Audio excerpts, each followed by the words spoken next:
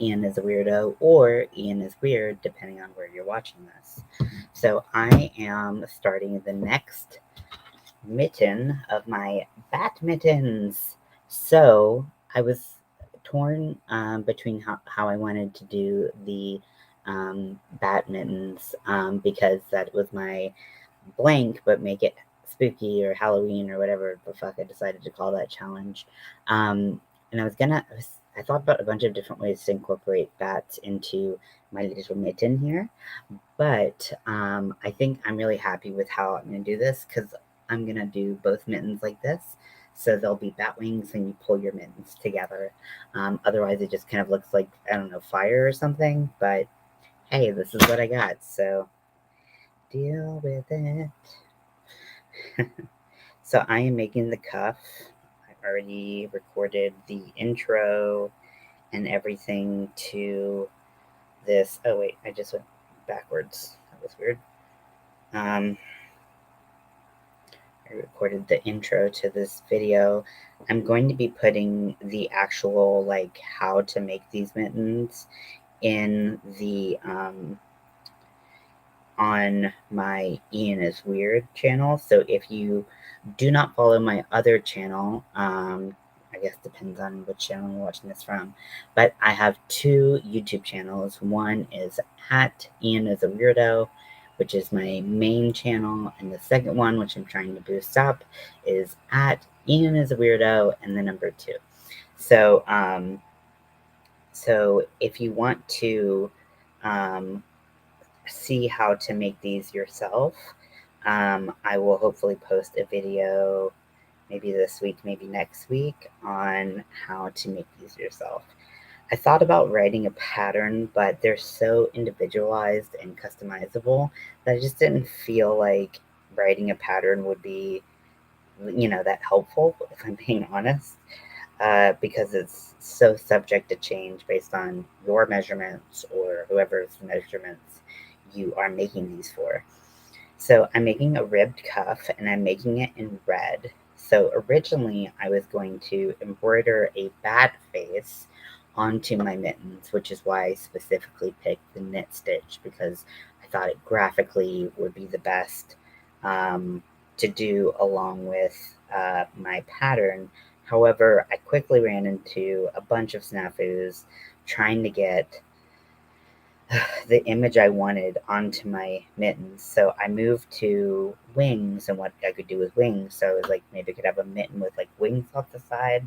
And I was like, I don't know of anything that would be like sturdy enough to like, keep the wings off to the side and not like curling downward. And then I was like, what if I had 2 wings and like they came from both sides and kind of like enveloped in like this, like they were crossed like a little bat cuddled up on the ceiling, which I thought was cool, but then I was like, it's gonna be really hard to place it, especially with the thumb hole. So I just was like, you know what, let's just keep it simple and just put 1 bat wing on each mitten. And I was kind of inspired by my feet, which, okay, first of all, like if you don't know me and that sentence gave you the ick, let me finish before you like swear me off from ever being on your lovely YouTube screen. So on my feet, I have a 2-face tattoo, and one side is one part of the face, and one side is the other part of the face. And so I kind of wanted to do something similar with the mittens, where one mitten would be one part of the wings, and the other mitten would be the other part of the wings, coming together to make a beautiful little bat. I'm not doing the head or anything. Again, the thumb kind of gets in the way of that, but that's okay. I thought just the wings would be cool enough, and then I could get on to the next project, because I'm getting I like changing projects a lot more frequently than I have been able to do, trying to figure out this dang mitten pattern. So I am creating ribbing, very simple method. You can do it a bunch of different ways. Actually, this doesn't even look the same. Did she do a half double crochet? I gotta watch this video now because I feel like this is not right.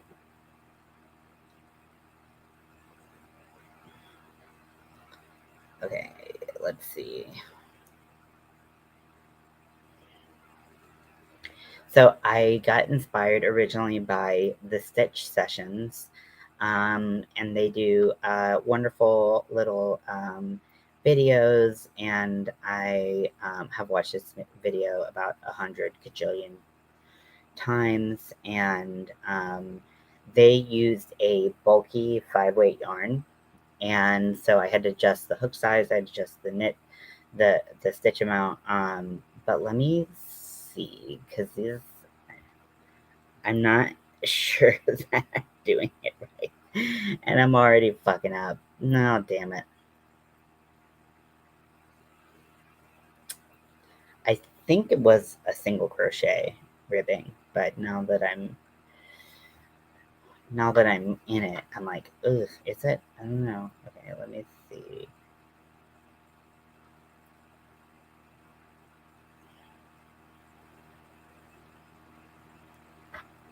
Let me turn the volume down so I don't get a copyright strike. Okay, so she does do single crochet. Okay, so that's what I did. Okay, just making sure, because I want to be consistent.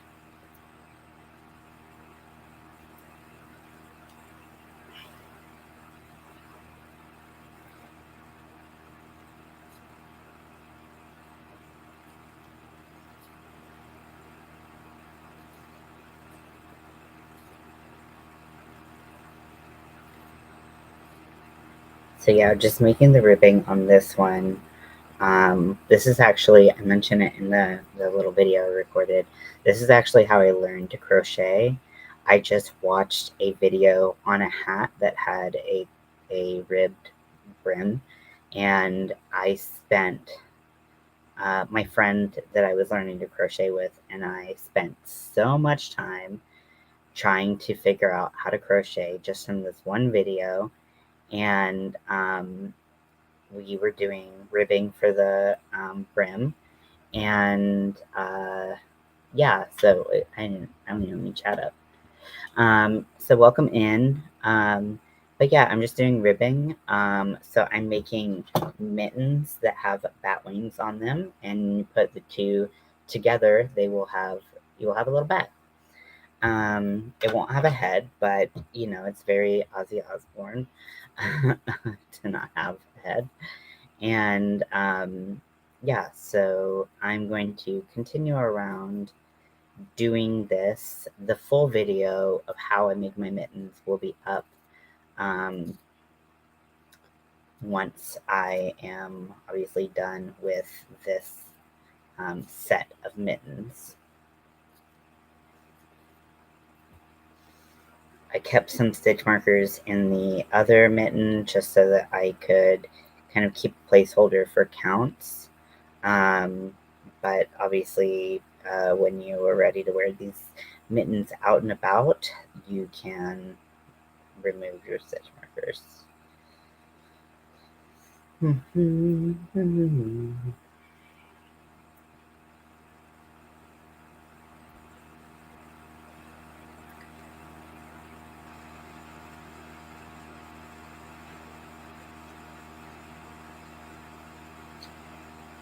So I hope you are all having a great day. There's been something I've been kind of thinking about doing. I think I might have talked about this in my like late night TMI or like whatever like thing I called it the other day. But I've been thinking about doing like life coaching. And you might be like, Ian, your life is literally a mess. Why would you be a good life coach? And the reason why I think I would be a good life coach is one, I'm a pretty good listener. And two, I've been through a lot. And I think that I could take that wisdom that I supposedly had learned through life's trials and be able to help people who are going through similar things. So for me, it's something that I can do to give back to my mentally ill, trans, queer, um, family, to help them, through trials in their life. And, I'm really excited about it. Unfortunately, the courses are pretty expensive, and there's different schools, like instructional schools that do training. You don't even technically have to be a licensed life coach or whatever to be a life coach. It just helps you look better, as far as I understand. So I really want to, obviously get a good foundation. If I want to help people, I want to make sure that I'm giving them solid advice that, is, you know, helpful at all to them. So that is something that is really important to me, and helping people is really important to me. And it'll give me something else to do. It'll give me a little bit more purpose in my life, which I think I could always use. Being disabled, it's really easy to kind of live in a bubble and push people out. And if I do this, it will be inviting people in. And granted, it won't be necessarily about my life, but it will be a way that I can kind of process things, and I can help people. And, you know, helping people is always a great way to kind of help yourself as well. So I'm excited about looking into it, and I just want to try to see if I can do it. So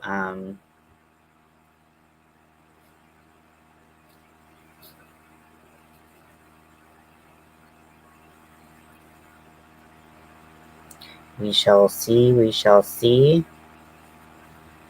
There's like flat out cost for the one that I'm looking at mainly. There's a flat out cost, and then there is a potential like monthly payment plan that you can do, but it's basically the amount of a car payment. And Mel and I have been looking at maybe getting a new car, trading in my car for a different car, um, one that she can drive because I drive stick. And I want to be able to do that as well. So I don't really know, if my priorities will, like line up with all of that. So we'll see. But if you think that life coaching could be good for me, let me know. Also, I during the program, I can coach people. So if that's something that you're interested in, when the time comes, I could be your life coach. Um, like I said, I know my life is a unholy mess, but I think that means that I just know how to handle uh, mess a little bit better on average than most people. Who knows?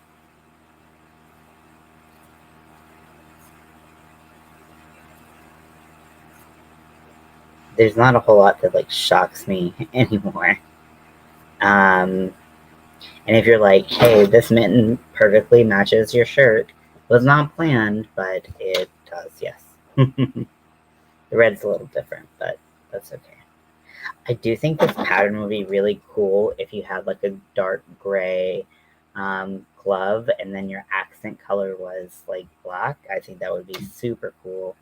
Um, I just did red because my original bat plan was to have like a red and yellow and white bat, and it seemed like a cool pop of color for me. But then I felt a little restricted with having to use red as my bat wing color because that's just what it is.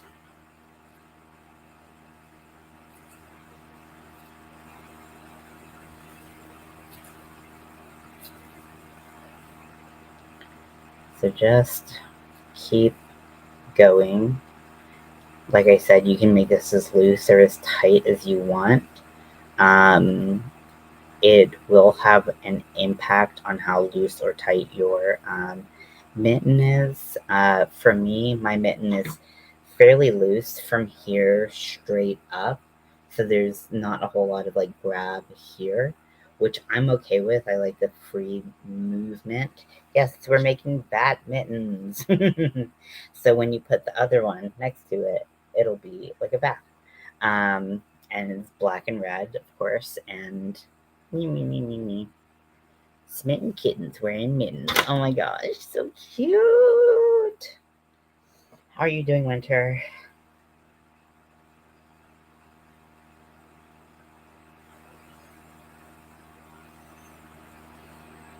I have missed you so.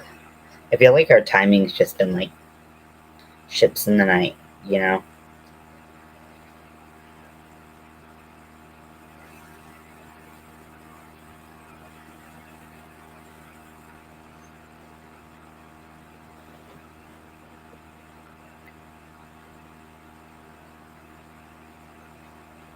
Yeah, and what you said about the video that I posted, you're totally right. Using they, them is like absolutely appropriate and grammatically correct. Especially over, yeah. Oh, and he recognized her too. She was freaking out. I knew he would. Oh my gosh. Ogre sounds like the coolest person in the entire world. Like, honestly, it's just like, I don't even I like, it's not that I'm actively trying to avoid listening to Skinny Puppy. It's just never something that I gravitate towards. But I'm like, I just need to support Ogre in like all of his dreams. Because he seems like such a sweetie.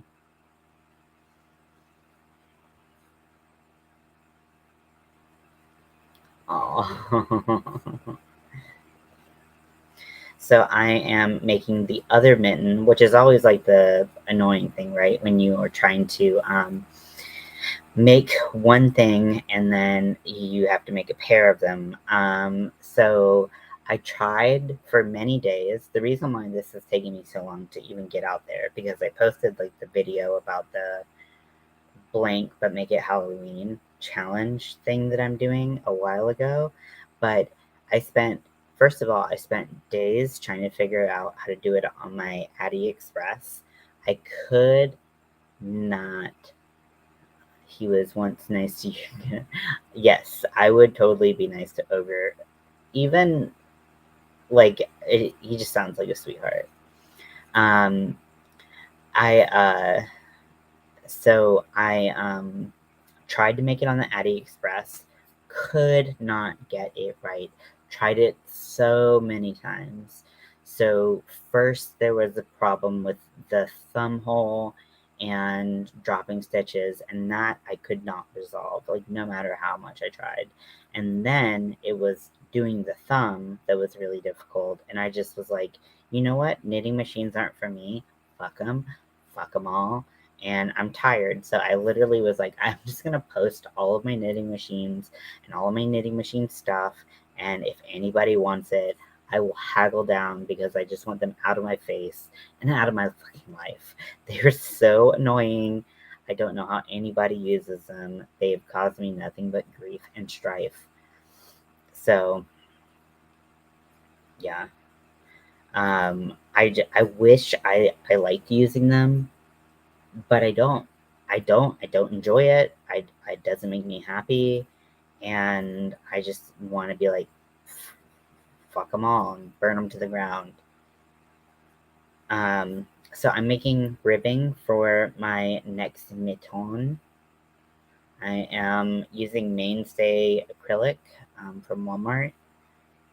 It's a pretty good acrylic. I mean, for being a value acrylic, I like it better, honestly, than the Premier Basics that I'm using in black. Premier just kind of splits on me a lot more than I feel like a lot of the other value ones do. And I don't know if that's because of the hooks that I use or what, but I have to make, because I'm using a stitch that kind of goes into the other stitch, into a stitch before it, doing the knit stitch. Because I'm doing that, I can't use my furls, which is very annoying to me because I love my furls and they're so much better on my wrist. But I have to use these clovers because they're the only thing that are working for me right now. So I'm just going to give this a quick little measure. And let me actually count how many ribs I did.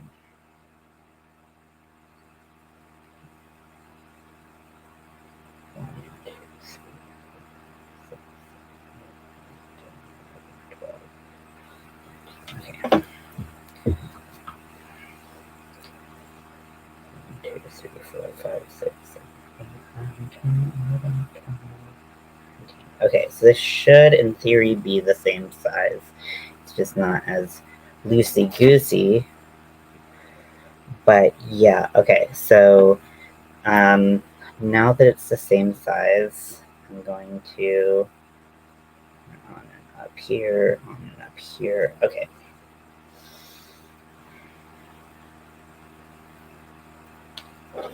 Okay, so I'm going to try to film part of my video while I'm on live, which should be super not annoying, right?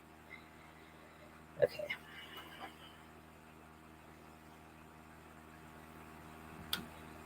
Oh wait, no, I want this flipped around.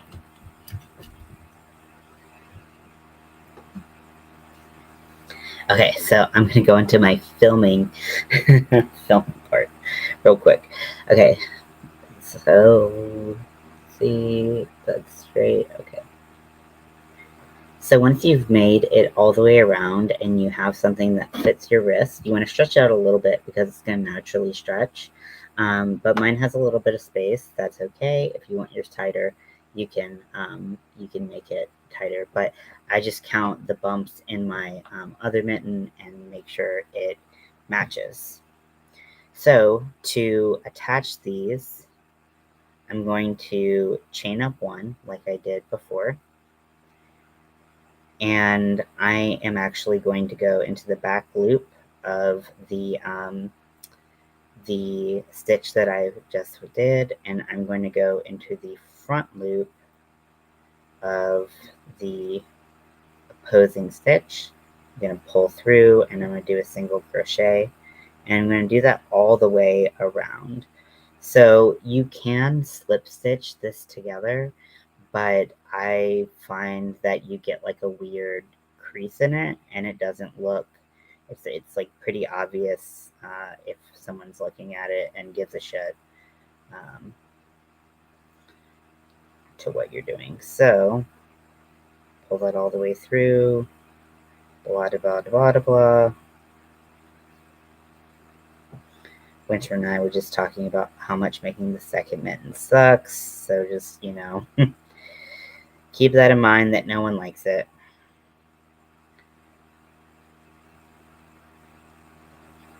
You want to make sure that your stitches are lining up. You should have the same number of stitches when you started, when you end.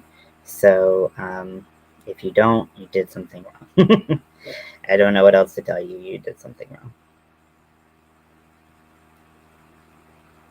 Okay, so coming out the bottom of that. And now we have sewn up our cuff. So what we need to do, we need to change the direction of our stitches. So thus far our stitches go horizontally, and we're going to flip that, and we're going to move to what would be vertical on our original stitches. So I'm going to chain one. I'm going to carry this little scrap yarn from where we started, from the slip knot. And I'm going to put one stitch in each bump up and bump down for all the way around. Now, because I made this cuff a little bit looser, I don't need to add or take away any stitches. But if you want a tighter mitten, you can skip a stitch. If you want a looser mitten, you can do 2 stitches in one space or something like that. And just kind of adjust it to how you feel. It's really easy to adjust this however you want. So I'm going to go in the bump up of the next stitch. Make sure my make sure that I can't think of the word. Anyways, so you're gonna want your single crochets to be fairly loose. So if you have a tight tension, you're really gonna want to dial it back. Even if you have a medium tension, you kind of want to dial it back for the knit stitch, because this is the row that's going to prepare us for the knit stitch. So next I'm going to go in between those two bumps into this kind of valley area, and then I'm going to draw up a loop, and then I'm going to pull through both and do a single crochet there, then go into the bump, bada bing bada boom, go all the way around. I know this is probably super boring to watch, I'm sorry. And you're going to keep on going around until you reach the beginning of your cuff.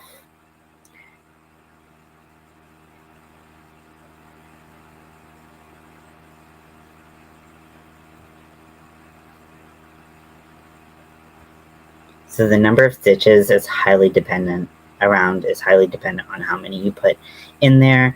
Now the single crochets will have less stretch than your obviously like very stretchy wristband will.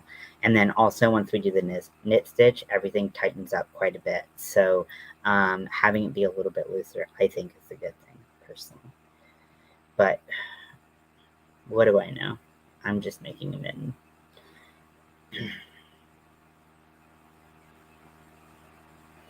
So it's going to be really hard to see once I start doing the knit stitch. So I'm going to try to do my best, but that's what I get for making a black mitten. It's just how it is.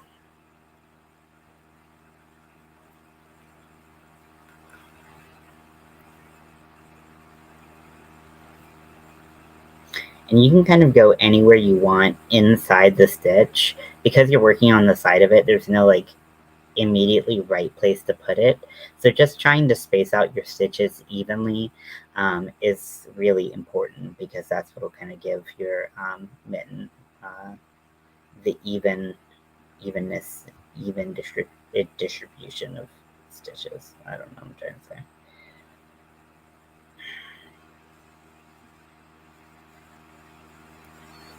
Okay, so I'm coming to the last valley, and I am going to slip stitch into, actually I'm going to do one more into this little peak. Eyes making squares, nice. So I'm going to slip stitch into this red, this first red stitch I have. I'm going to take my little snippies, snip, snip. It doesn't need to be long enough to sew in, because we're going to weave it in. And we're going to use our black next. So we're going to pull through both the first stitch and the last, and you don't need to do a slip knot or anything like that. We're just going to weave over both of those. So to do a knit stitch, first we're going to chain one, and then we're going to go in between where we normally would go with our stitches. So normally, if we were going to go into the next stitch, we would go right here.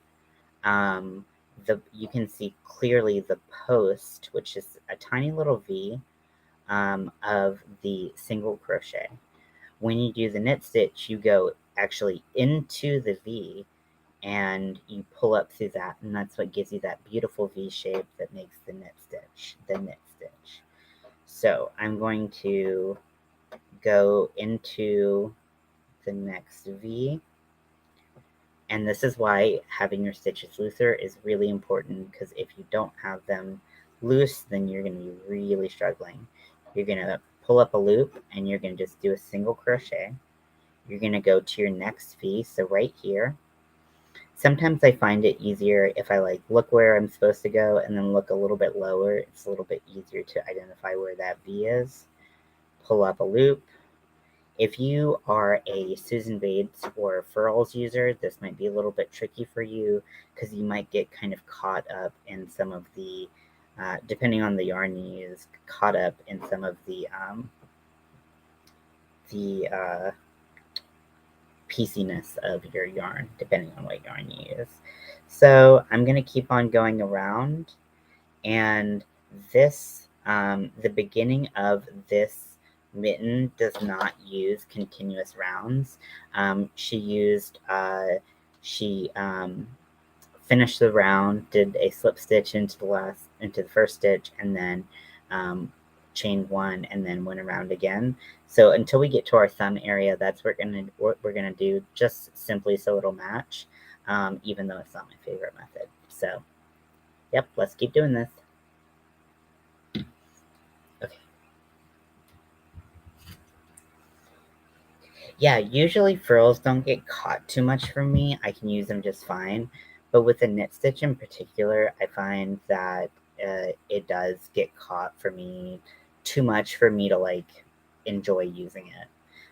Especially with this Premier Basics, because the yarn is so piecey, it really is so difficult to use the furls. But now that I'm off camera, well, I'm off that camera, I'm on this camera, I can just go for it. Oh man, I went in between. I'm glad that happened when I was not filming how to do this. But yeah, I picked the knit stitch, even though I always forget how much I hate doing the stitch, because it does take longer to do, because you really have to focus on getting your hook in the right spot. But I thought it was going to be good for like mapping out what I wanted to do for my bat face embroidery.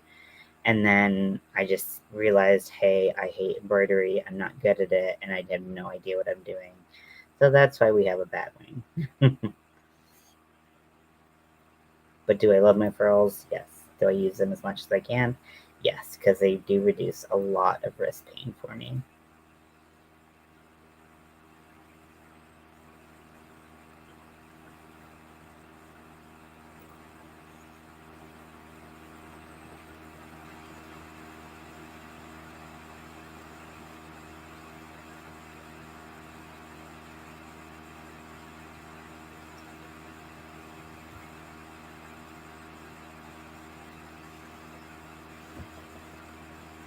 Yeah, because furls is a hybrid head style where it's not completely like stabby like let's see, is this Susan Bates? No, this is a boy.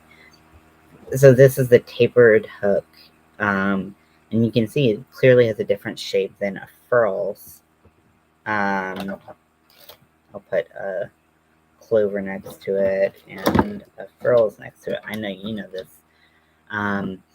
But if you look at them side by side, clover is much more like a boy. It's much more tapered, even though it's not a completely tapered hook. It is a hybrid hook, technically.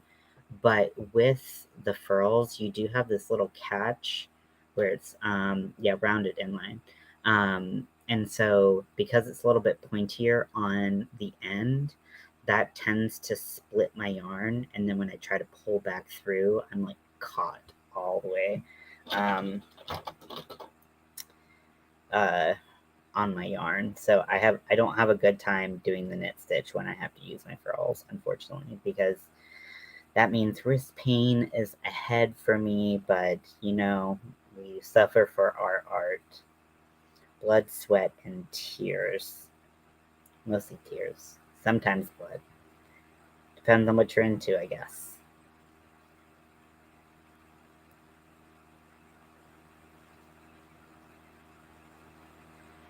So we're just gonna keep going around. Welcome in, welcome in.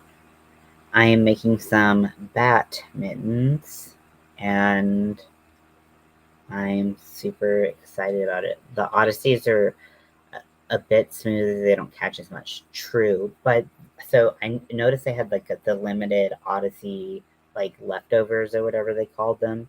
But they didn't have any in any size that I wanted.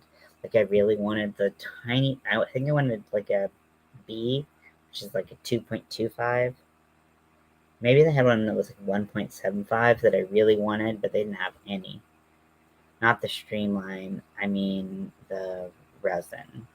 Yeah, because the because the streamline comes in resin, wood, and metal, right?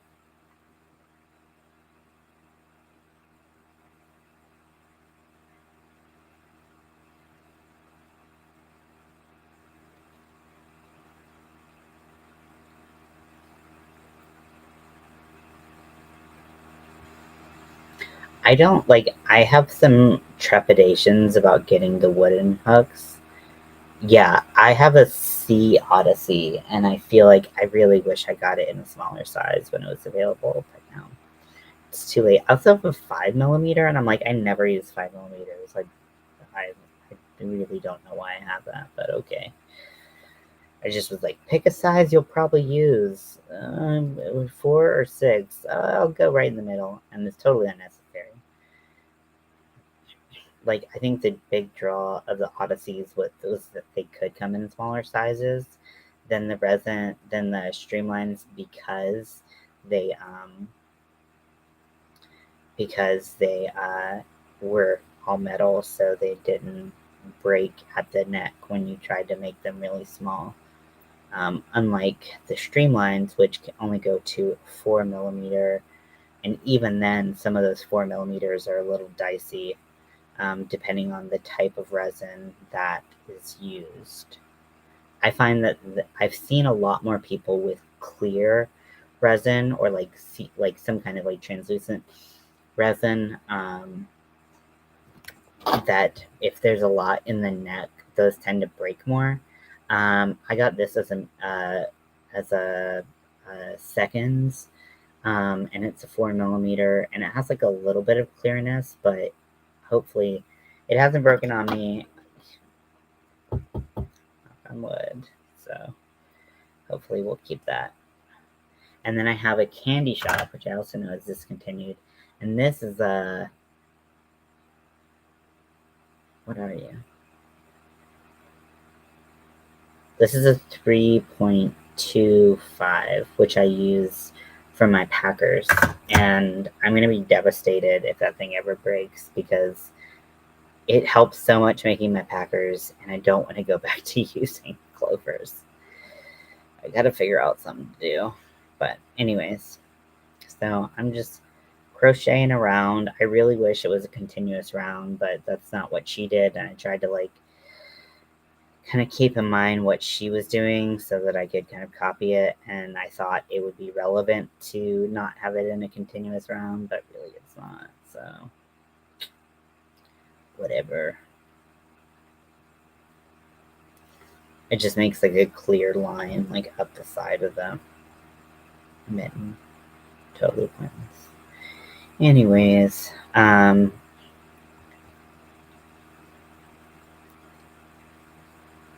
I did adapt this pattern for a 4-weight yarn and a 4 millimeter hook.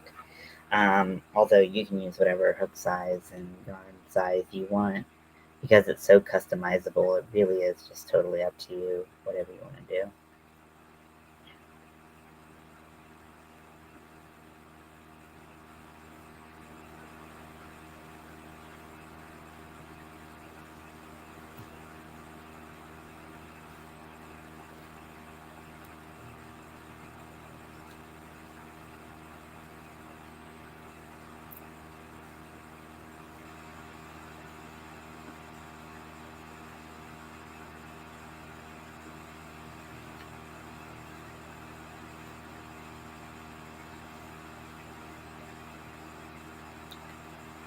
So just knitting way downtown, except in crocheting.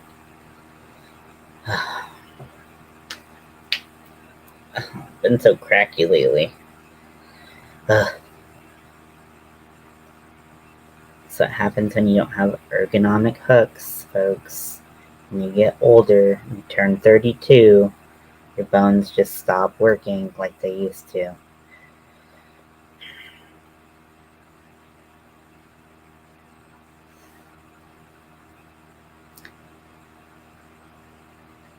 I know that cracking actually occurs between the joints, air pockets that get released, but things do get crackier as you get older. So why, I don't exactly know, but that's just how it is, folks. So see, I didn't go through the right place in the V, and I had a hard time getting that out. So I just had to take my whole hook out and try again. So yeah, you have to be a lot more vigilant of where you place your hook. So there's no real I'm zoned out, I'm just crocheting, do do do do. It's a much more I have to stare at this very intently. Otherwise, I'm not gonna really know what's going on.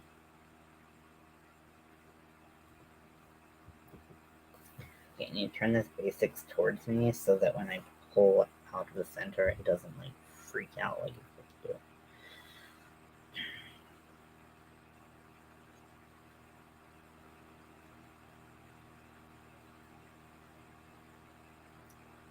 So what have you been up to, Winter? How have you been?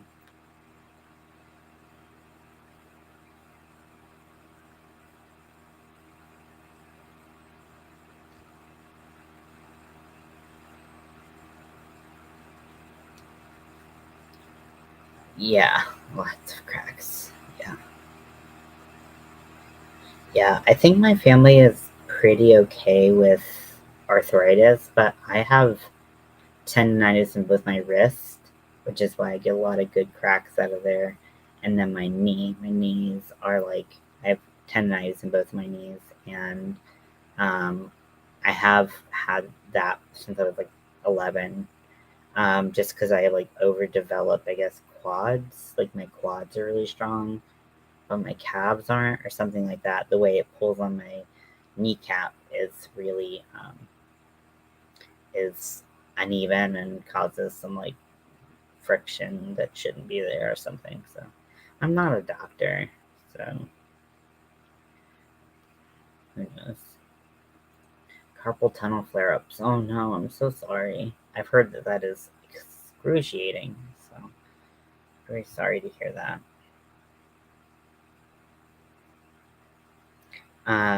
My wife has doesn't she does not have carpal tunnel. She has this thing called de Quervain's, and it's something to do with the thumb, and so you know how most wrist braces they are kind of like a thumbless like mitt, if you will. They go here and then they have a thumb hole. And so your thumb can move around and your fingers can move around, but it keeps everything here really, really stiff. Well, her brace actually includes her thumb, so she can only move the tips of her fingers and she can't move her thumb at all.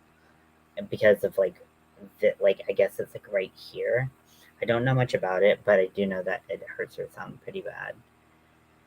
Um, Yeah, and I think if untreated, it can lead to arthritis. Because I think arthritis is just the diminishing tissue that between your bones. Is that right? I don't know a lot about it, so if I'm wrong, just let me know. Um, but yeah, that is what she has. So she can't really even though she has flare ups when she has to work, she can't really work in her because she works on the computer.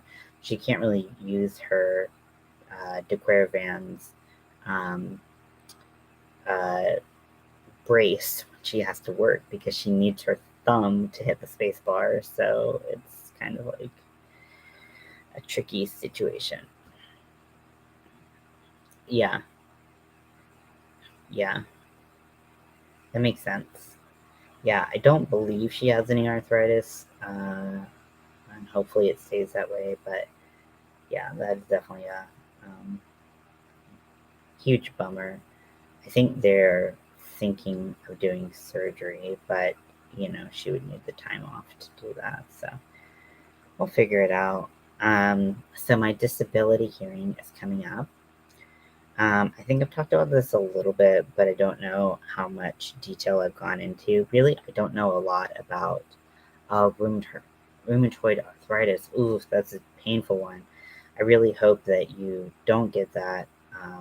But luckily, it seems like there's always a lot of treatments coming out for that. So hopefully by the time that, hopefully if that does develop for you, you can find a good medicine for that. So what was I saying? I don't remember. Goodness. So if you did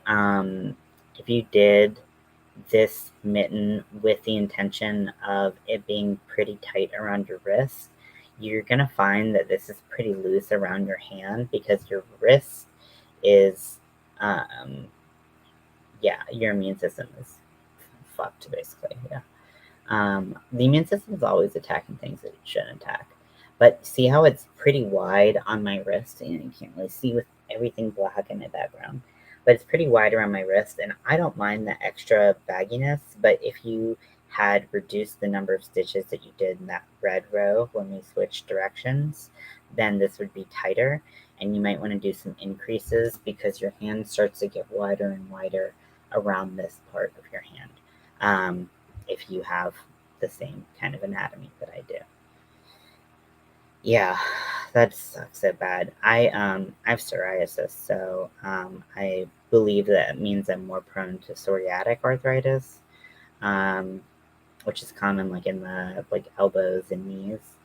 But luckily, I haven't shown any signs of that quite yet. So we're just handling one problem at a time. Yeah, we're just falling apart.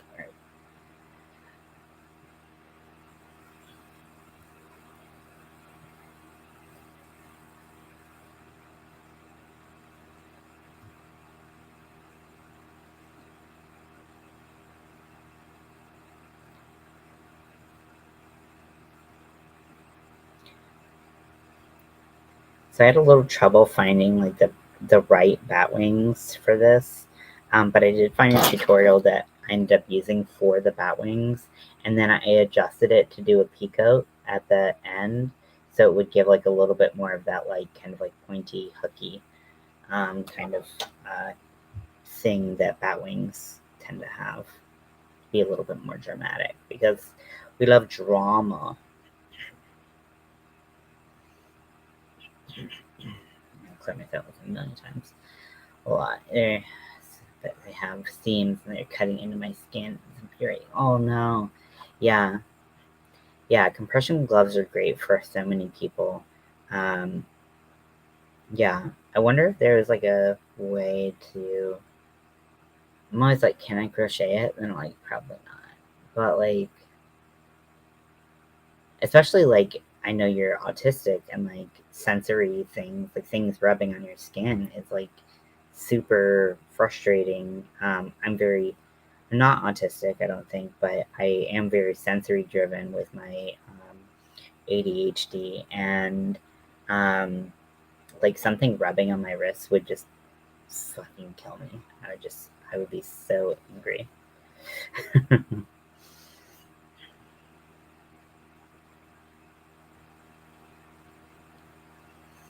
I had like an overstimulation moment the other night where I just like, and I've been pretty good about like keeping a lid on it recently, but after a while it hurts bad. Oh, ouch.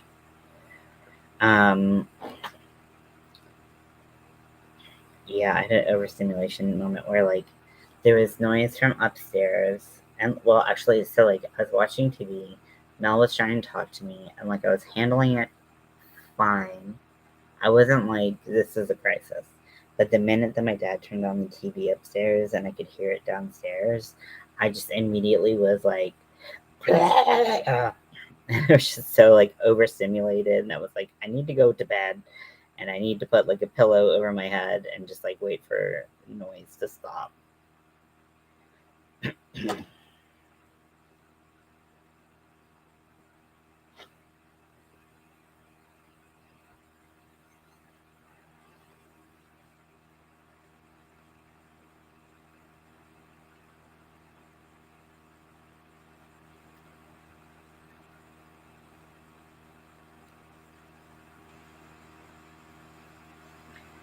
Okay, so we're at the 50-minute mark, and I made a little bit of headway on my gloves. As you can see, they're pretty similar. You know, they're not going to be perfect, but good enough is good enough for me. And we're going to continue this on. So I'm going to show you where our goal is. So first of all, you want to figure out where you want your wristband to sit. So for me, it's right about there. If you have it higher, that's fine. If you have it lower, I guess that's fine too, wherever you decided you want it to fit. So you want to go until you reach a little higher than this thumb knuckle, this final thumb knuckle that you have. So you want it to be right about there, and that's where we're going to create our thumb hole.